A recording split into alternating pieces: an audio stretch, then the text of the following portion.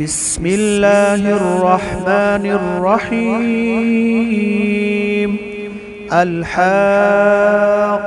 ما الحاقة وما أدراك ما الحاقة كذبت ثمود وعاد بالقارعة فأما ثمود فأهلكوا بالطاغية وأما عاد فأهلكوا بريح صرصر عاتية سخرها عليهم 7 ليال و8 أيام حسوما فترى القوم فيها صرعا كأنهم أعجاز نخل خاوية فهل ترى لهم من باقية وجاء فرعون ومن قبله والمؤتفكات بالخاطئة فعصوا رسول ربهم فأخذهم أخذة رابية إنا لما طغى الماء حملناكم في الجارية لنجعلها لكم تذكرة وتعيها أذن واعية فإذا نفخ في الصور نفخة واحدة وحملت الأرض والجبال فدكتا دكة واحدة فيومئذ وقعت الواقعة وانشقت السماء فهي يومئذ واهية والملك على أرجائها ويحمل عرش ربك فوقهم يومئذ 8 يومئذ تعرضون لا تخفى منكم خافية فأما من أوتي كتابه بيمينه فيقول هاؤم اقرءوا كتابيه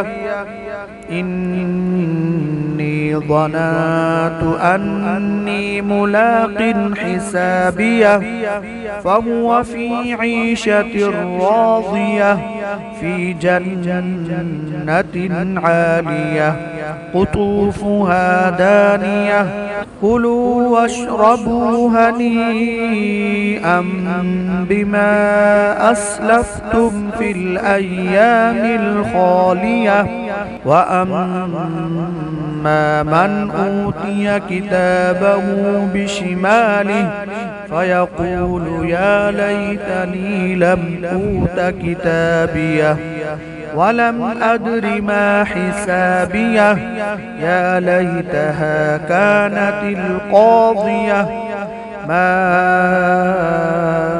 أغنى عني ماليه هلك عني سلطانيه خذوه فغلوه ثم الجحيم صلوه ثم في سلسلة ذرعها 70 ذراعا فاسلكوه إنه كان لا يؤمن بالله العظيم ولا يحض على طعام المسكين فليس له اليوم هاهنا حميم ولا طعام إلا من غسلين لا يأكله إلا الخاطئون فلا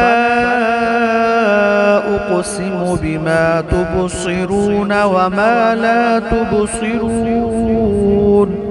إنه لقول رسول كريم وما هو بقول شاعر قليلا ما تؤمنون ولا بقول كاهن قليلا ما تذكرون تنزيل من رب العالمين ولو تقول علينا بعض الأقاويل لأخذنا منه باليمين ثم لقطعنا منه الوتين فما منكم من أحد عنه حاجزين وإنه لتذكرة للمتقين وإنا لنعلم أن منكم مكذبين وإنه لحسرة على الكافرين وإنه لحق اليقين فسبح باسم ربك العظيم.